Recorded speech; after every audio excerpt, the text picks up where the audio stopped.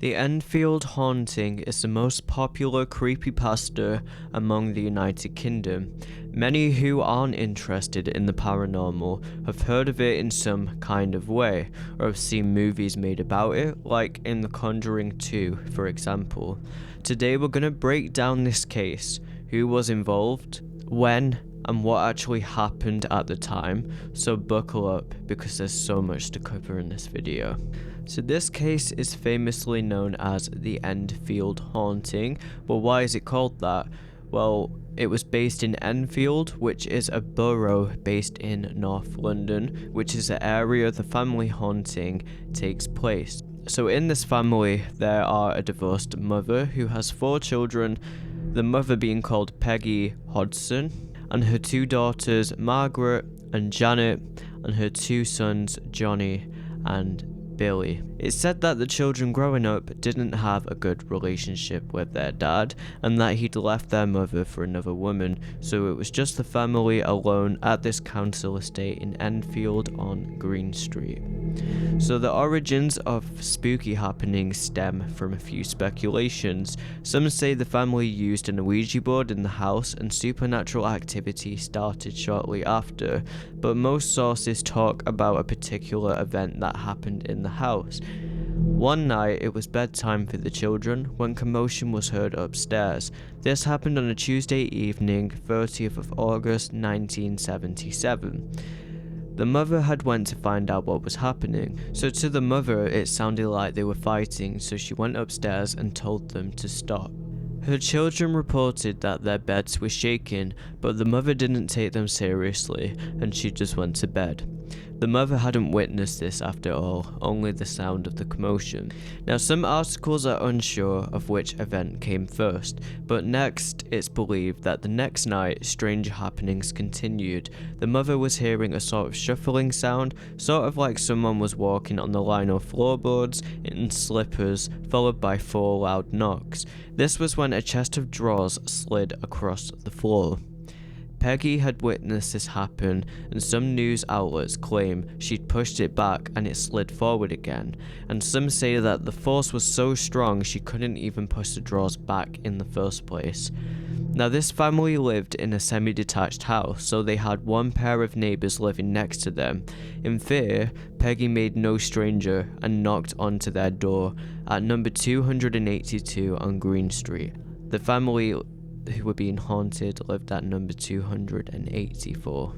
I'll show up a picture on screen of what these semi-detached properties look like. So Peggy asked the neighbours for help, and it's believed the father, Vic Nottingham, who was a roofer, and his son Gary, a recently qualified solicitor at the time, went to investigate together in Peggy's house. They'd heard knocking coming from all over the house.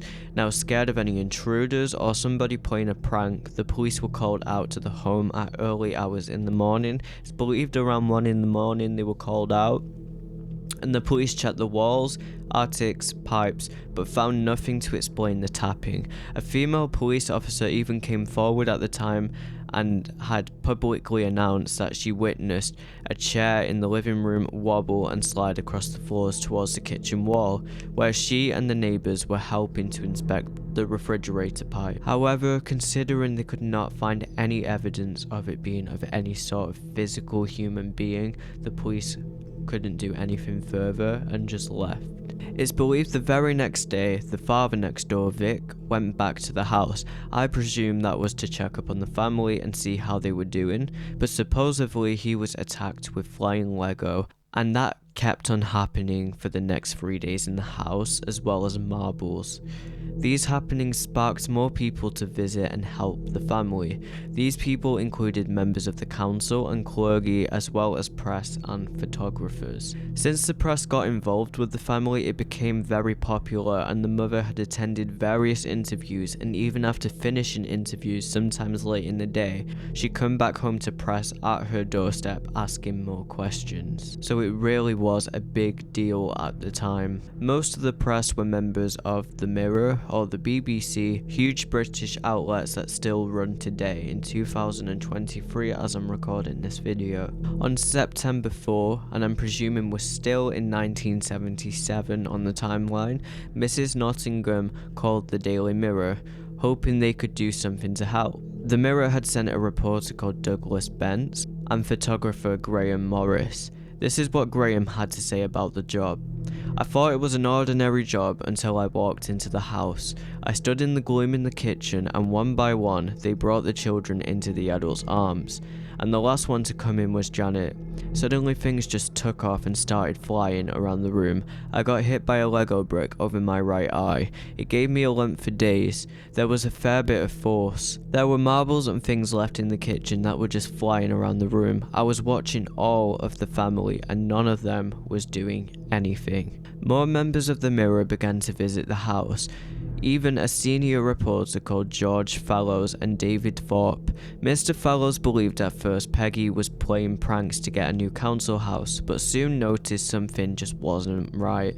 Mr. Fallows said emotions were everywhere during the visit, so it was hard to record satisfactory data. However, Mr. Fallows was satisfied with the accuracy of his investigation. They tried to the best of their knowledge to debunk any sort of trickery. The team claim that any faking to the degree of what they were seeing in the house must have been done by an expert. So all of these items flying around the house, it's not something an ordinary person can just mimic and make look real. And keep in mind, this is the 1970s, so the technology that we have nowadays, to shoot horror films, it's going to be so much easier for professional casts to fake that. Even with all of these reporters and photographers, they fell out of their depth and needed more help. So senior reporter George Fallows contacted the Society for Physical Research, SPR. He then spoke to Maurice Grosset, a relatively new member to the society. Grosset visited the next day on the 5th of September. Grosset said, "I found chaos. The whole family was congregated in the house together with the neighbours next door, and there was a lot of very, very frightened people there." For the next following days, the press congregated outside of the house as well as the SPR being around to witness any incidents at all. Like any paranormal cases, sometimes it just goes quiet until something very scary happens, almost like energy to a battery needs recharging and then strike. Well, this is exactly what happened on Wednesday, September 8th. Reportedly around 1 AM, there was a loud crash upstairs in the children's bedroom. The adults rushed upstairs after hearing it. The two sisters, Janet and Margaret, were both sleeping, but a chair was found flipped over and moved a meter across the floor from where it was originally. This convinced Maurice to stick around for longer for the investigation. 2 days later, the Mirror published the story describing it as the House of Strange Happenings. The mother Peggy even appeared on a radio program called Nightline on LBC. After this, the BBC had shown up to Peggy's house. It was Rob Morris from Radio 4 show The World This Weekend.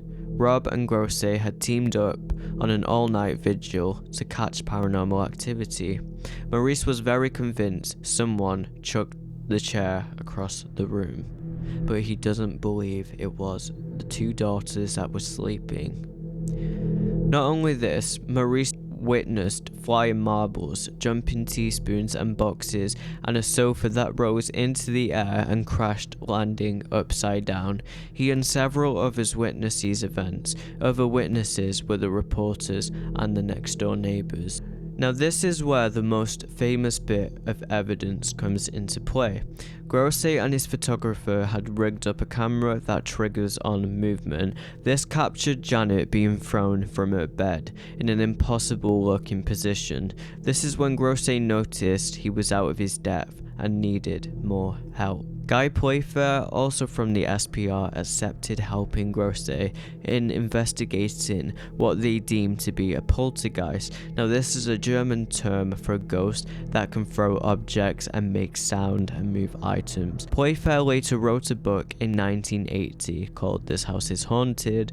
The True Story of the Enfield Poltergeist, and it was a White Crow book. I'm going to try and find this book cover online to show on screen as well.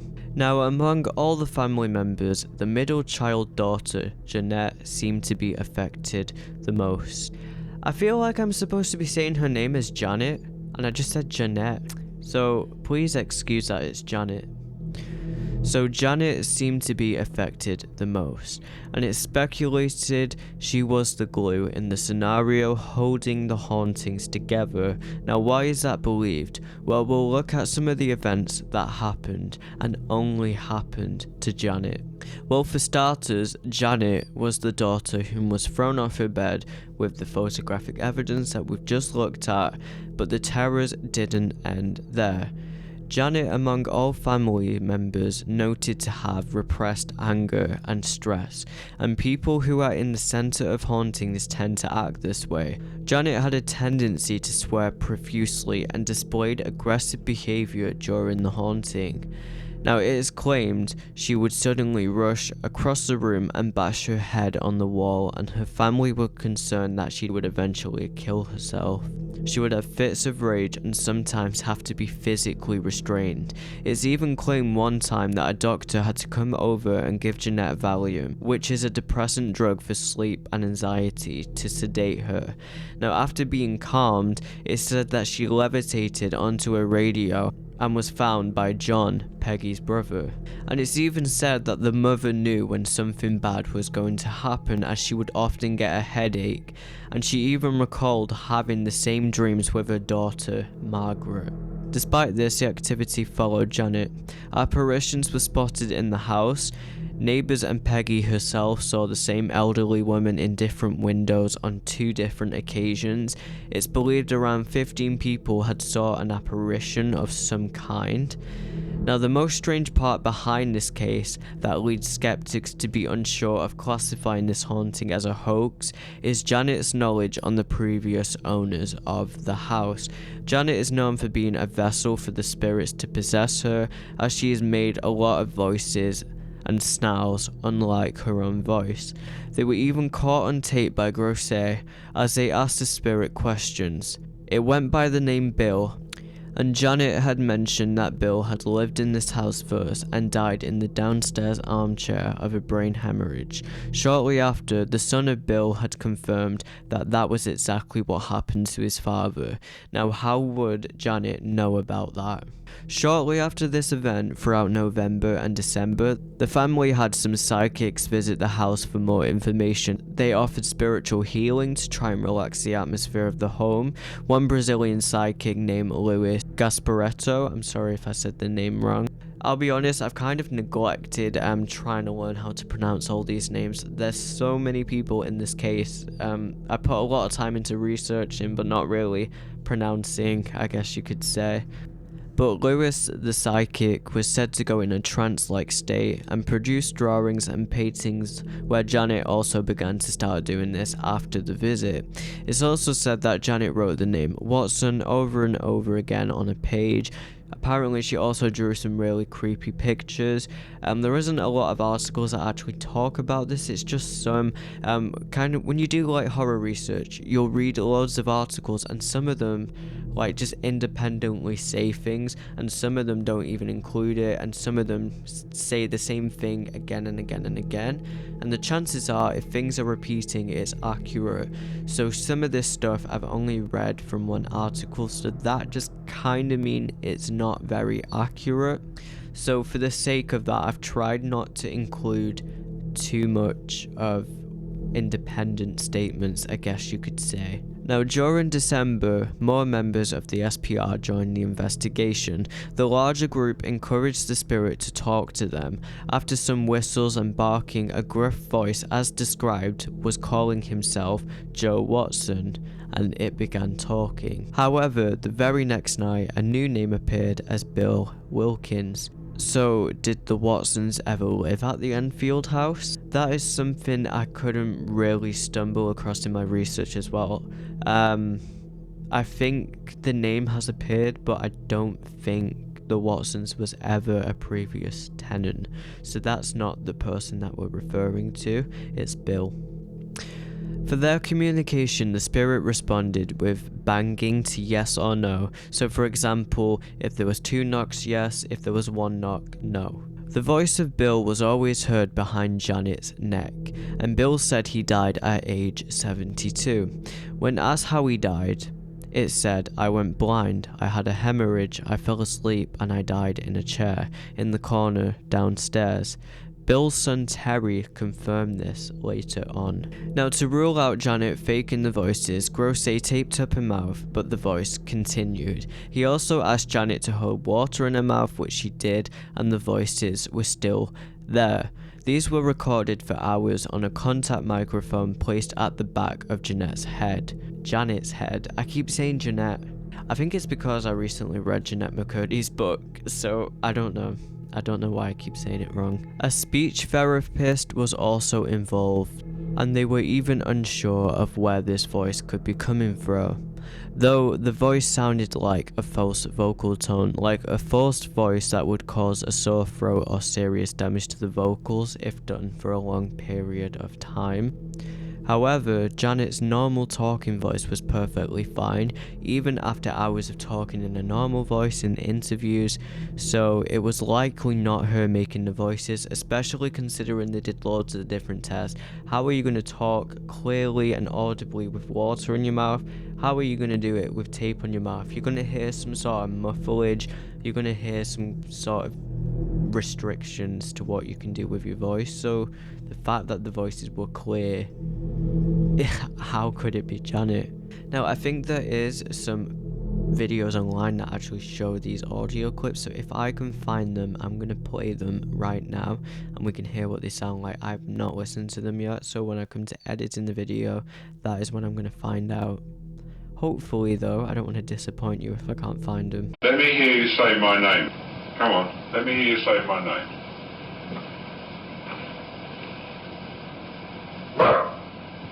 That's not my name. Come on, my name's Morris. Let me hear you say it. Morris. Say Dr. Belloc. Come on, let me hear you say that. Come on. Let's hear you say Dr. Belloc. Say Dr. Belloc. Now, if you squeak the bed, I can't hear you talking. Now, say Dr. Belloc. Come on, say it for me, Dr. Belloc. Dr. Belloc. I want you to tell me whether you remember what happened to you when you died. Just before you died and just after you died. 2 days before I died, I went blind. Then I had an hemorrhage and I fell asleep and I died in a chair in the corner downstairs.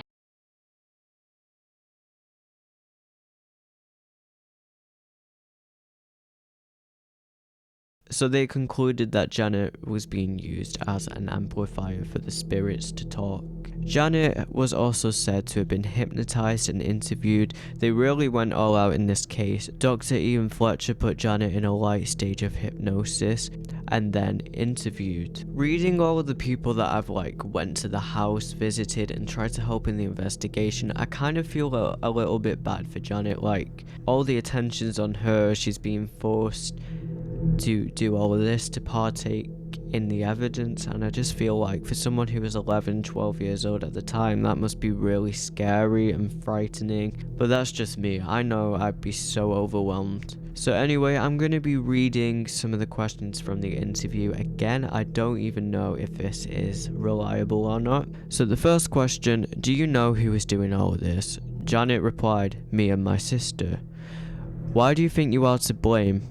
I don't know who is. What does it feel like? Cold hands gripping me around my body. Who started the trouble? None of us. What is the cause of the trouble? An increase in unhappiness. Fletcher later said, the impression I formed was that this is not a fraud. She and her sister are doing some of these things, maybe springing out of bed. Something is forcing them to do it against their will. All in all, the hauntings continued for 19 months until it all just stopped, which is deemed as normal in hauntings as they can stop and start randomly. To this day, nobody really has a solid answer. Many believe some of it is real, but bits were fabricated at the news giants, and perhaps Janet was influenced to lie, or that the attention she was getting may have caused her to make things up, which is quite possible. But there are some rather unexplainable things like the levitation on photographs and how Janet knew about the passing of the last tenant, all information that wouldn't be shared with a young girl like her, let alone the adults living there. There are also a lot of scientific explanations for a lot of the hauntings studied by experts, but they just don't sit well with me. But let's read about how science tries to explain the phenomena.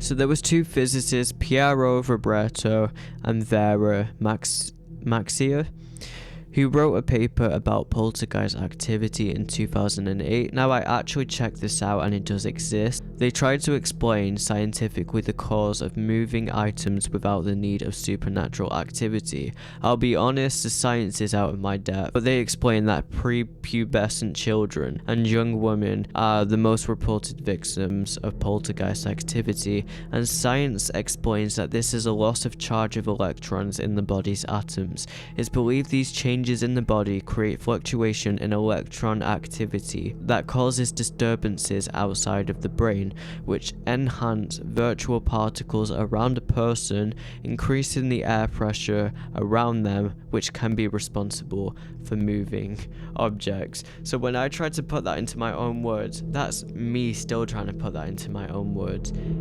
It sounds crazy. Something as simple as an atom losing charge in its electrons can cause objects around you to move. Scientists have said that. Now I don't know about you, but to me that sounds ridiculous. That basically tells us telekinesis can be possible if one's body has enough electron fluctuation, and the way how violently the items are described as being pushed or tipped or flipped upside down, like, that is just insane. I don't really think that scientific study explains why objects would flip upside down. That seems a bit extreme for electron losses in your body. Not to mention, there are billions of atoms in your body, so how many would have to be affected before things start moving around you? So these supernatural manifestations are believed to appear when major trauma or life events start happening. For example, at the Hutchtons, their father had abandoned them and left the family in poverty. Billy, their youngest son, apparently had behavioral issues and apparently was sent to boarding school. However, I've only actually seen this fact on one article. I feel like that's such a big thing to talk about in this case, and not many articles that I've read has really said that any of the children were like departed away from the family. I don't know if this is true. I have researched and read a lot, but I haven't opened that many sources. I've probably read about 3 or 4, but none of them mention that. There is so much more that is talked about with this case, but I don't want to include everything because certain pieces of information I'm only finding from one article. I want to keep this as reliable as possible.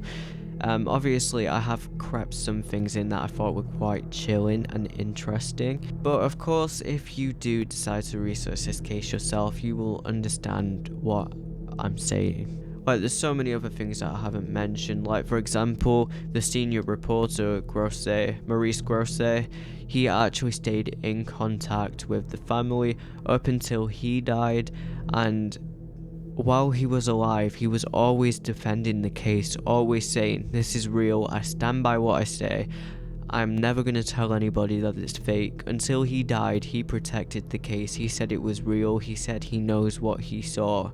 So a lot of the people that were part of the case stand by what they say. And you may have also noticed, if you're coming from the Conjuring side of this, I didn't mention Ed and Lorraine Warren. And the reason for that is they didn't actually have a significant appearance in this case as they did in The Conjuring 2. So in the movie, they made it seem like they were very involved in the case, when in reality, Ed and Lorraine Warren came to the house on one evening, uninvited. They stayed there for a day, and they even said to Playfair, one of the members at that society, that they could make a lot of money from this case. So this actually begs the question, were they there for the right intentions? Were they there to help, or were they just in it for the money? Now, I'm not throwing any shade at Ed and Lorraine Warren. I always struggle to say both of their names in a sentence. It's so hard to say for me. Now, I'm not throwing any shade at them. I'm a big fan of their work. I've watched a lot of videos about their museum. Very, very interesting place. It's the museum that holds the real Annabelle doll. But they're just the kind of factual information that we find from researching this haunting. So, what do we guys think of this one? This haunting was all the way from the late 70s, so it has been quite a while now. The mother, Peggy, sadly passed away at some point during this. The children should still be alive though, I'd imagine. Obviously, probably a lot of the people involved in the press, photographers, senior reporters, some of them may have passed away, like Maurice Grosset. Like I said, I haven't researched every person so detailed, just the ones that I felt were the most prominent. So that is my case study on the Enfiled Haunting. It's one of those that is just really hard to put a definite real or hoax on. There are some very questionable things, but there are some things that people really find skeptical. And that's always going to be a common trend in these things, but there is actual evidence in this case compared to some that I've researched, so it does give a little bit more of a podium for it to stand on. But yeah, thank you so much for watching this video, and I will see you in the next spooky one.